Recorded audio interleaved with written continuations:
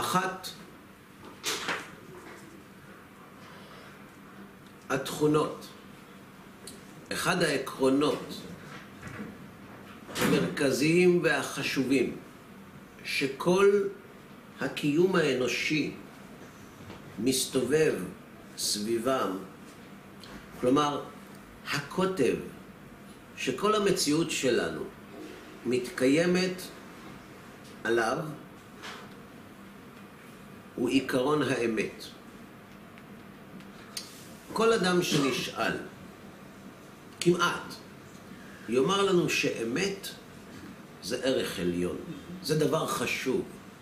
אנחנו גם מאוד כועסים כשמישהו משקר לנו, ואנחנו אומרים לו, אבל למה שיקרת? ואז הוא אומר, למה לא? מה נענה לו? למה לא לשקר? אגב, מי שלא יודע למה לא לשקר, לזמן מן הזמנים ישקר. כי יותר טבעי לשקר מלומר אמת. אתם מסכימים? למה לשקר זה יותר טבעי? אפשר להרוויח יותר, לא? נכון. האמת היא מגבילה. אני רוצה ליהנות. אם אני מגביל את הרצון שלי ליהנות, זה גורם לי מצוקה.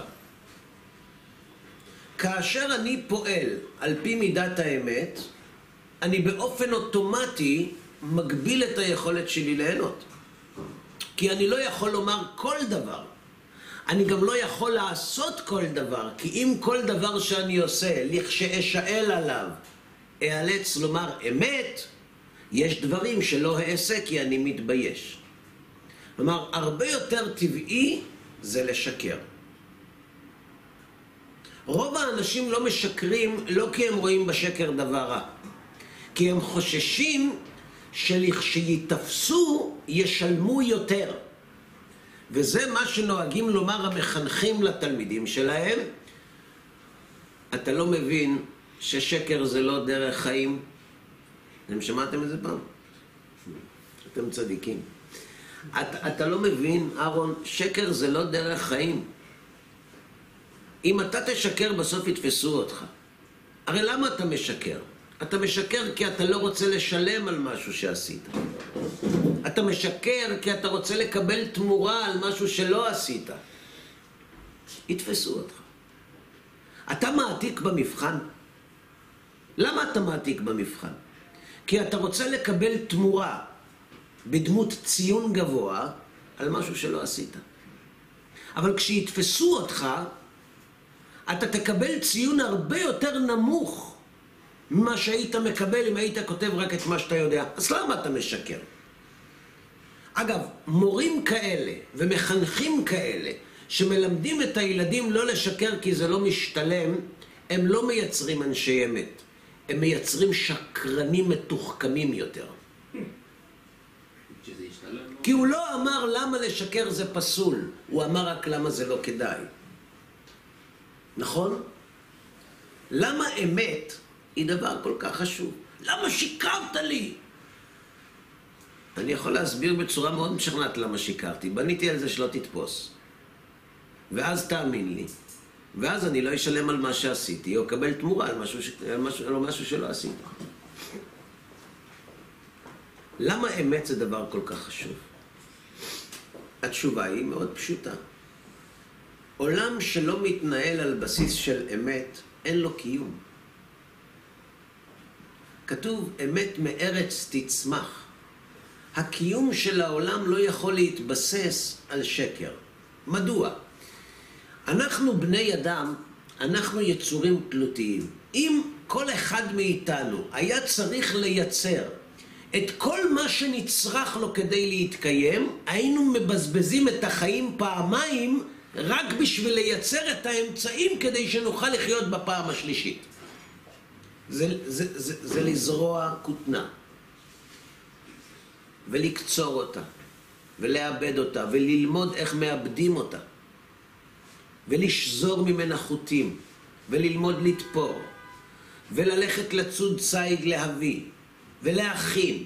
כלומר, האמצעים הנדרשים לקיום שלנו הם כל כך רבים, שאם היינו נדרשים לעשות אותם לבד, לא היה נותר לנו זמן לחיות. זה בערך כמו משכנתה. כל החיים הוא עובד כדי לשלם את הדירה, וכשהוא מת מוכרים אותה וקונים לו קבר. ומתי הוא חי? לכן, כיוון שאנחנו יצורים תלותיים, אנחנו מחלקים את הנטל בינינו. אחד יעשה בגדים, אחד יכין מזון, אחד יעבוד ויאסוף כסף כדי לשלם לאלו שעובדים ונותנים לי מזון. כלומר, הכלכלה, חילופי הסחורות, השותפות באמצעי הקיום, היא תנאי הכרחי לקיום האנושות. ואם התעשייה הזאת תתנהל על שקר, היא לא תחזיק מעמד. כי בסופו של דבר, אלה שייצרו לי את הבגדים לא יזכו לקבל תשלום ולא יוכלו לחיות. וכשיגלו את זה, הם יפסיקו לייצר בגדים, כי הם לא יכולים לחיות על ייצור בגדים. ולי לא יהיו בגדים כדי לחיות, ולהם לא יהיה כסף כדי להתקיים. כלכלה לא יכולה להתבסס על שקר.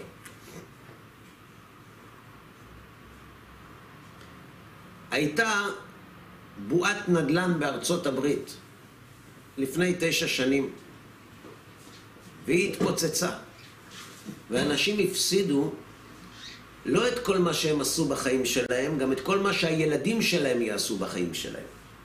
מדוע? כי הבועה הזאת הייתה דמיונית, היא לא הייתה מבוססת על נתונים נכונים, וסופו של דבר היא התפוצצה. לכן, אם אנחנו רוצים לחיות, אנחנו זקוקים לבסס את הקיום שלנו על פי האמת. עכשיו, מהי אמת? כשאני אומר אמת, מהי אמת? משהו יציב במציאות. האמת זה הקיים. אנחנו קוראים לקיים היום באיזו מילה? מהו הקיים? מציאות. בלשון הראשונים או הפילוסופים של ימי הביניים, המציאות זה היש. כדי לחיות בעולם הזה, אנחנו צריכים להכיר את היש. צריך להכיר את המציאות. כי אם אדם רוצה לחיות והוא לא מכיר את המציאות, והוא פועל בניגוד לחוקי המציאות, המציאות תכריע אותו. לכן אנחנו צריכים ללמוד רפואה. לכן אנחנו צריכים ללמוד את חוקי הטבע, כיצד הם מתנהלים. כי אם אנחנו נתנגש בהם, אנחנו לא נוכל לחיות. כלומר, אמת היא חשובה בכמה רמות. בקיום החברתי, וגם בקיום המציאותי, להבנת המציאות. מי שחי בשקר לא יכול להתמיד, כיוון שהמציאות תקה אותו. ולכן האמת היא חשובה כל כך. השאלה, מהו היש? הבנת היש היא הכרת האמת. ואם אנחנו מבינים את היש לא נכון או באופן חלקי, המסקנות שלנו יהיו מוטעות. לדוגמה,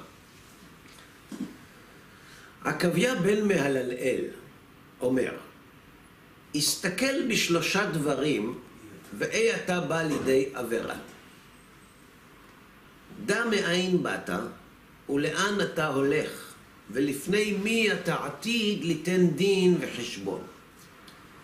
אז נכון שאלו דברים יפים, אבל למה אין אתה בא לידי עבירה? אומר עקביה בן מהללאל, אם אתה רוצה לדעת איך לחיות, מה אמת ומה שקר, מה חטא ומה מצווה, אתה חייב לברר כמה דברים לפני שאתה עושה את הצעד הראשון. לאן אתה הולך? אתם מסכימים איתי שאם יש חיים לאחר המוות, כל ההתייחסות לחיים עוברת שינוי מהותי? כן. למה? אנחנו מסתכלים על הכל אחרת, כאילו, זה הכל זמני פה, אנחנו הולכים להיות שם, נצח מיליארדים שנים. אתה אומר נכון. אני אפרש את דבריך. כשאדם עובד במפעל עד ה-15 לחודש, הוא יעבוד או לא? יעבור. הוא לא יעבוד. בשביל מה? לא יעבור. בשביל מה? נסגר מפעל. מתי הוא ימשיך לעבוד? כשהוא ידע שיש 30 לחודש, שמקבלים משכורת. כלומר, השאלה האם מקבלים משכורת או לא, יש לה השפעה ישירה על משך העבודה ועל האיכות שלה. אומר עקביה בן מהללל, אם אתה לא יודע לאן אתה הולך, אין שום סיבה שתתאמץ. כי מי שעובד, אומרים לו, תשמע, מקבלים אותך לעבודה עד ה-15 לחודש. הוא אומר, ומה עם משכורת? הוא אומר, אתה לא תהיה כשמחלקים. אז הוא לא יעבוד. כלומר, לשאלה, האם יש המשך לאדם לאחר המוות, לשאלה הזאת יש השפעה אדירה על יחסי הכוחות, על עיקר וטפל בחיים, על מה אני מוכן לוותר תמורת מה. ברור לי לחלוטין שבני אדם כופרים כמאמינים. אם היה להם ברור, אם הם היו רואים בעיניים את עולם הגמול, הם לא היו חוטאים. כי סוחרים כולנו. וכולנו מסכימים, וגם חיים כך, שאנחנו מתאמצים ומתייסרים כדי לקבל תמורה. מי שלא אני אתן דוגמה, בן אדם מפטרים אותו מעבודה, הולך ללשכת התעסוקה. עוד יש דבר כזה היום? יש. כן. או לשוק העבדים, שזה חברת כוח אדם. והוא בא ואומרים לו בלשכת התעסוקה, כן, יש עבודה, לך תנקה את המשרדים ב8 בערב. כמה מקבלים? 3,000 שקל. בסדר. הוא לא הולך לעבוד. למה? כי אם הוא לא עובד, הוא מרוויח יותר מאשר אם הוא עובד. אז בשביל מה להתאמץ? ברגע שהאדם מבין שהוא מקבל משכורת גבוהה ששווה את המאמץ, הוא הולך לעבוד. ולעבוד זה לסבול. זה להתאמץ. והשאלה היא, למה אנחנו עושים את זה? כי אנחנו רואים את השכר, חלף העבודה מול העיניים. לכן... אגואיסטים הרב? מה? זה מציב אותנו כאגואיסטים מאוד, זה לא? אתה אומר שאנחנו אגואיסטים. יפה. זו מסקנה חדשנית מאוד, שצריך לבדוק אותה. כל אינטרסים, ברור, מה... כלומר, מה שאני מתכוון להגיד, זה לא שאנחנו אגואיסטים. מה שאני מתכוון לומר, שהטכניקה של אוכל פירותיהם לעולם הזה והקרן קיימת לעולם הבא, זה לא זר לנו. אנחנו חיים כך. אז מה ההבדל בין מצוות למשכורת? שבמצוות הוא לא מאמין שיש משכורת, ובעבודה כן. אבל החשבון הזה של להתאמץ עכשיו כדי לקבל, היום לעשותם ומחר לקבל שכרן, זה לא חשבון של דתיים. זה חשבון של כופרים ומאמינים כאחד. לכן אומר עקביה בן מהללל, לאן אתה הולך? זו שאלה כל כך משמעותית. כשאתה הולך להחליט אם לעבוד או לא, אתה בודק, משלמים משכורת או לא. יש זה השלכות עצומות. איך אתה יכול לנהל חיים בלי לבחון לעומק את השאלה הזאת?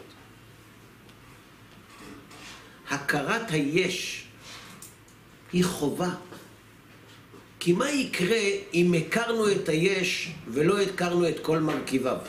אם היש כולל נצח, אם היש כולל עולם הבא, ואנחנו הכרנו רק את היש החומרי, פספסנו את החיים.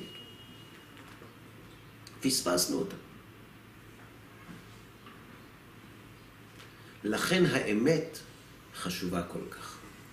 אמת היא הקיים. הקיים הוא היש.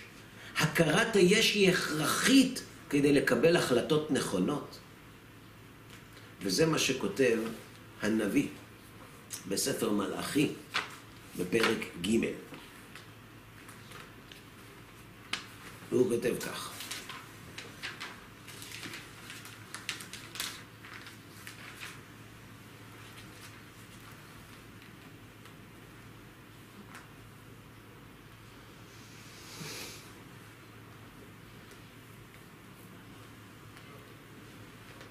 אנחנו למדנו כבר את הפסוקים האלה היום, נכון? נכון? אבל נלמד אותם עוד פעם. כי היום אנחנו לומדים גם את התשובה. חזקו עליי דבריכם, אמר השם. ואמרתם, מה נדברנו עליך? מה אמרנו לא טוב? מה אמרתם, אומר הקדוש ברוך הוא? אמרתם שב עבוד אלוהים. ומה בצע כי שמרנו משמרתו, וכי הלכנו כדורנית מפני השם צבאות? והנה אנחנו מאשרים זדים, גם נבנו עושה רשעה, גם בחנו אלוהים וימלטו. לא משלמים משכורת, לא שווה לעבוד. זה מה ששמעתי שאתם אומרים. שמעתי שאתם אומרים שלא כדאי לעבוד במפעל שלי. הנה תראה, אנשים לא עובדים, מקבלים קצבאות. דתיים. אז בשביל מה לעבוד? אגב, הטענה הזאת לא מובנת לי עד היום. לכו לעבוד. למה? פרזיטים יושבים בבית ומקבלים כסף. אם זה כל כך טוב לשבת בבית ולקבל כסף, בוא תהיה דתי. אני לא מבין את הטיעון הזה. אבל עזוב, אני לא מבין עוד הרבה דברים. אז יש כאן קושיה עצומה. כלומר, אתם אומרים, אומר הקדוש ברוך הוא למלאכי, אתם אומרים, לא משתלם לעבוד את השם. למה? גם נבנו עושי רשעה, מצליחים הרשעים. אנחנו הלכנו כדורנית מפני השם צבאות, כל הזמן עם הפנים באדמה. תראה את הדתיים איך הם נראים, כל הזמן עצובים וקשה להם, ותראה, הרשעים מצליחים. מה התשובה?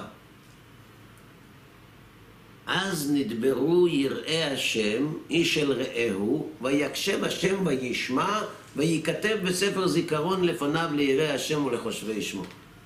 איזו מין תשובה זאת? התשובה נמצאת בהמשך.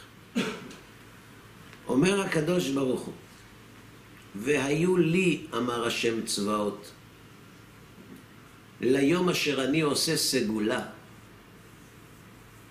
וחמלתי עליהם כאשר יחמול איש על בנו העובד אותו. אתם צודקים. אם עובדים בעסק עד ה-15 לחודש, שב עבוד אלוהים. אם העבודה במפעל מסתיימת באמצע החודש, לא שווה לעבוד שם. אבל תדעו לכם שיש 30 לחודש, ואז אני משלם, ואלה שנשארו במפעל עד סוף החודש, והיו לי, ליום אשר אני עושה סגולה, וחמלתי עליהם כאשר יחמול איש על בנו העובד אותו. ואז ושבתם וראיתם בין צדיק לרשע, בין עובד אלוהים לאשר לא עבדו. כשאתה נמצא במפעל ואתה רואה אנשים לא עובדים ואנשים כן עובדים, ואתה רואה שכולם שותים את אותו קפה ואוכלים את אותו לחם, אז אתה אומר, בשביל מה לעבוד? אבל יבוא יום כשיחלקו את המשכורת, תראו מי מקבל ומי לא מקבל. וזאת תהיה התשובה. לא עונים תשובות באמצע מבחן. בסוף תראה את הציון. שב עבוד אלוהים, אם אין עולם הבא, זה נכון. אבל אם יש. אם יש גן עדן, מה אז? כן, אבל אף אחד לא חזר משם. בסדר, לא חזר משם. אבל עזוב אותך חזר. אם יש, אתה מבין שהחשבון צריך להיות שונה?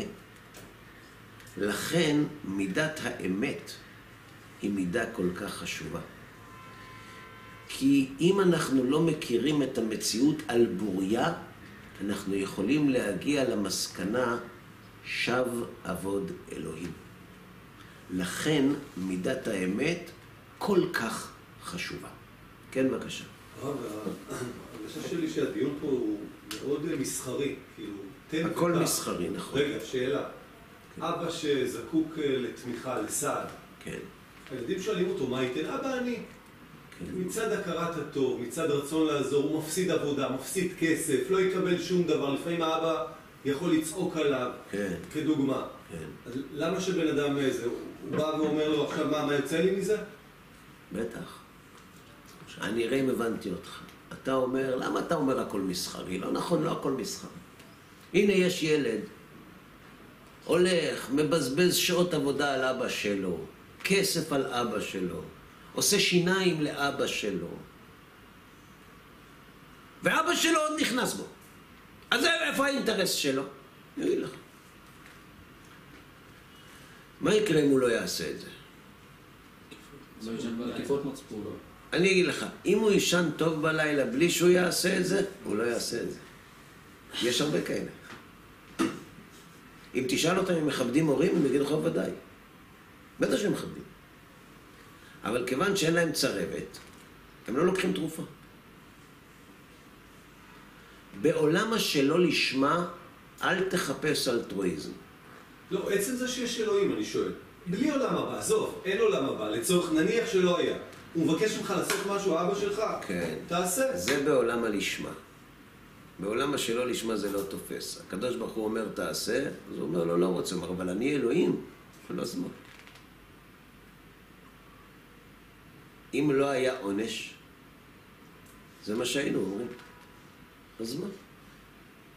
איך אמרה לי מישהי, נכון שזאת האמת. טוב לי ככה. זה ביידיש, אז מה? אז מה אם זו אמת? אז מה אם זו אמת? אז אמת. אגב, כשאני אחפש אמת, אני יודעת איפה קונים. רק אצלכם. אתם חזקים באמת. אבל אני כרגע לא בעניין. אני כרגע במוזיקה. הנביא נותן לנו, אומר הסבא מנוברדוק, עליו השלום, דרך העלייה להגיע אל השלימות האמיתית. בפסוקים האלה, הנביא מלמד אותנו את הדרך אל פסגת השלמות. ראשית, צריך האדם שמכיר הרע שבחיי האדם, ורוצה לנדב נפשו לעבודת השם. כלומר, אדם שהגיע להבנה שחיים של אגואיזם הם לא טובים, והוא רוצה לעבוד את האלוה ולהידמות אליו, הוא צריך לשאול את השאלה הראשונה שלו, במה נשוב? מה זה במה נשוב? איך עושים את זה? כך כתוב בנביא.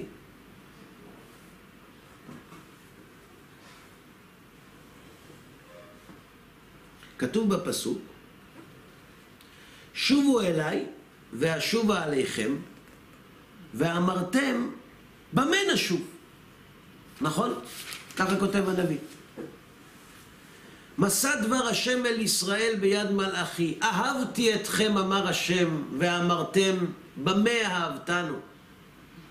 הלא אח עשיו ליעקב נאום השם, ואוהב את יעקב, ואת עשיו שנאתי. נכון? ואמרתם, במה נשוב?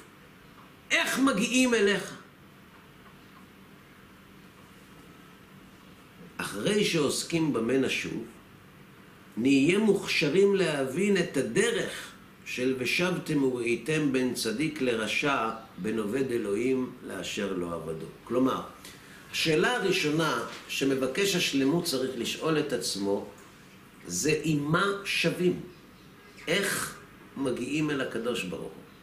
ואחרי שיודעים איך, הרבה יותר קל להבחין בין אמת לשקר, בין צדיק לרשע, בין עובד אלוהים לאשר לא עבדו. ויש לכך כמה כללים. אם נתבונן בהערות השכל שמחייבות את האדם לשאול במה נשוב, לא כל אדם שואל במה נשוב. כלומר, אדם שרוצה להגיע אל הקדוש ברוך הוא, לאחר שהבין שיש תכלית לבריאה, ושחיי העולם הזה הם זמניים, כדי שהוא ישאל במה נשוב, צריך שיתקיימו בו כמה תנאים. איך אמרנו? אני יודעת שזו אמת, אבל טוב לי ככה. כלומר, היא מכירה את האמת, אבל היא לא שואלת במה נשוב. למה? כי חסרים לה חלקים מן הדברים שאנחנו עומדים ללמוד. א', קבלת הבירור והרגשת הסתירה. כלומר, ההבנה שהדרך שבה אני צועד סותרת לחלוטין, אורח החיים שלי סותר לחלוטין את השלימות. מי שחושב שאין סתירה בין השלמות לבין איך שהוא חי, הוא לא מבקש במה נשוב כי הוא כבר שם. זה ברור. 2, מלחמת הקיום. להכיר את הקשיים שמונעים מן האדם להגיע אל אותה שלימות, הקשיים האובייקטיביים של הקיום האנושי. היצרים, הנטיות הנפשיות, הנגיעות האישיות, הרבה דברים. שלילת השלווה וחיוב המנוחה. אגב, מה ההבדל בין שלווה למנוחה?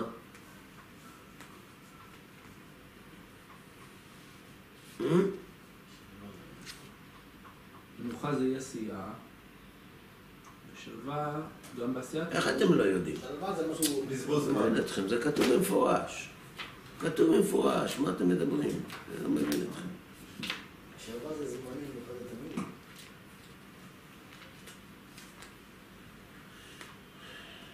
לא לעשות כלום.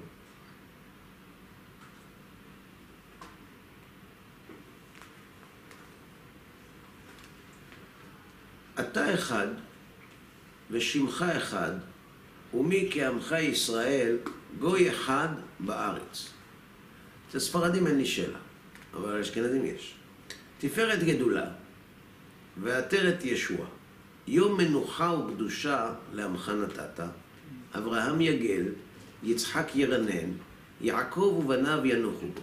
מנוחת אהבה ונדבה, מנוחת אמת ואמונה, מנוחת שלום ושלווה השקט ובטח. כמה פעמים אמרנו את זה? אלפים. כמה? הרבה? הרבה מאוד. אז אמרנו מנוחה ושלווה. אחד שלווה. דהיינו, שזה לא אותו אחד.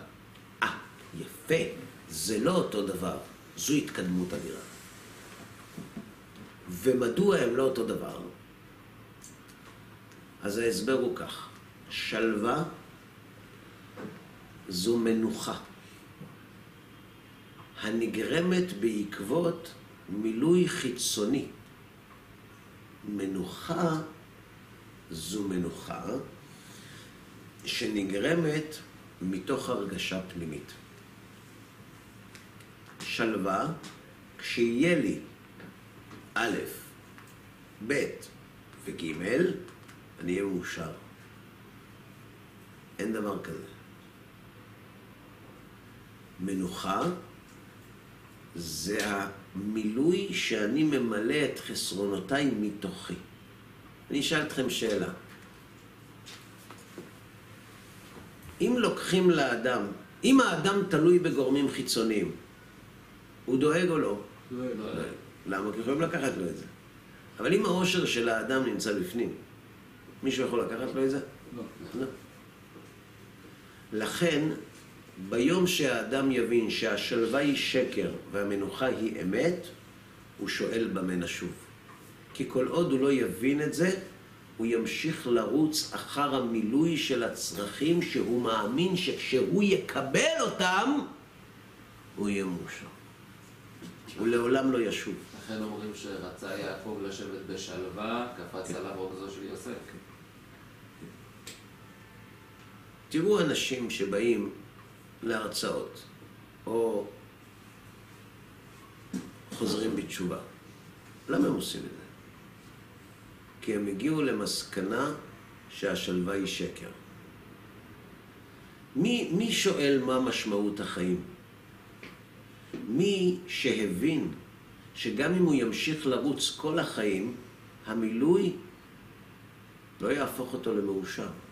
הוא כבר חווה את הטעם הטפל שנלווה להגשמת החלומות. אז הוא אומר, אז בשביל מה חיים? כשאדם שואל בשביל מה חיים, הוא מוכשר לשאלת במה נשוב. מי שחושב שכשיהיה לי אז, הוא לא רוצה לשוב, הוא לא שואל במה נשוב, זה לא מעניין אותו. צריך להתבשל. כן, קח עוד זמן, הוא יגיע בעזרת השם, כולם יגיעו, אבל זה ייקח לו קצת זמן. זה נקרא שלילת השלווה וחיוב המנוחה. ועוד דבר, חולי הנפש ורפואתה. כל אלו מעוררים את השכל לשאול במה נשוב. אגב, מה זה חולי הנפש? מידות פגומות, לא? לפי הרמב"ם? אני שואל אותך, מה זה מחלת נפש, לפי דעתך? לפי הרמב"ם. דעתך חשובה לנו. חולי הנפש, בעולם הגשמי שלנו, זה אדם שיש לו פגם במוח. קצרים. חולי הנפש. הרמב"ם לא מסכים, אתה צודק. הרמב"ם אומר שזה נקרא חולי הגוף. כי מוח זה גוף. חולי הנפש זה אומרים למר מתוק ולמתוק מר. כשהנפש לא יודעת לזהות מה זה אמת ומה זה שקר, מה זה טוב ומה זה רע, היא חולה. כדי שיהיה מצב של נפש חולה, אנחנו זקוקים לטוב מוחלט ורע מוחלט.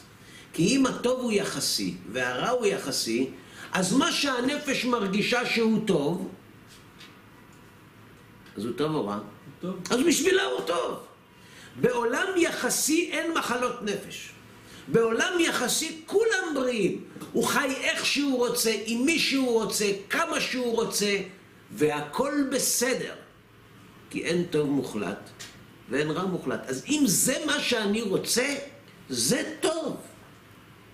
בעולם של הרמב"ם היה טוב מוחלט ורע מוחלט. ולכן אם אדם חי בעולם של טוב מוחלט ואומר על הטוב שהוא רע ועל המתוק שהוא מר, הוא חולה. הוא חולה מאוד. ולכן חולי הנפש ורפואתה, מהי מחלת הנפש ואיך מתרפאים ממנה, זה תנאי הכרחי לשאול במה נשוב. כי אם אדם חי בעולם יחסי, הוא לא יודע מה זה רע, הכל טוב.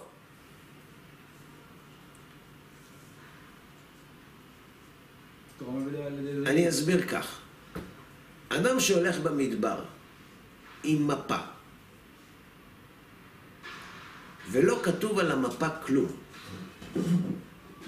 לא מהיכן באים ולא לאן צריך ללכת, הוא טועה בדרכו או לא? לא. לא. מי יכול לטעות? מי שיש דרך. מי שיש דרך. ואם אני הולך לאן שאני רוצה, אני אף פעם לא טועה, ואז אתה עוצר אותו במדבר ואתה אומר לו, סליחה, אתה יודע לאן אתה הולך? אתה טועה, אתה צריך ללכת לצד השני. הוא אומר לו, לא נכון, אני צריך ללכת לפה. הוא אומר לו, איך אתה יודע שאתה צריך ללכת לפה? הוא אומר, כי לשם אני רוצה ללכת. לאן שאני רוצה ללכת, לשם אני הולך. אז אני אף פעם לא טועה. אבל אם יש יעד למסע הניווט, אפשר שהוא טועה בדרכו. רק במקום שיש יעד אובייקטיבי, טוב מוחלט, אמת מוחלטת, רק בעולם כזה שייך בכלל לשאול במה נשוב. כי בעולם יחסי לא שואלים במה נשוב, כי אין צורך לשוב. אז יש כמה מרכיבים כדי שאדם יעצור את החיים וישאל לאן אני צריך ללכת. איך עושים את זה? אחד, קבלת הבירור והרגשת הסתירה. ההבנה שהצורה שאני חי בה היום היא לא נכונה. שניים, מלחמת הקיום. ההכרה של הכוחות הפועלים בחיים שלי שמאיימים על צורת החשיבה שלי ועל היכולת שלי להכיר את האמת. שלילת השלווה וחיוב המנוחה זו ההבנה שאין סיכוי שהמילוי החומרי ימלא אותי. והרביעית, חולי הנפש ורפואתה. כלומר, פה יש פסיכומטרי בכלל לבדוק אם אתה נכנס לאוניברסיטה. כי בלי זה, אתה לא תשאל במה נשוב. ובזה נעסוק בעזרת השם בפעם הבאה. עד כאן להיום. תודה רבה.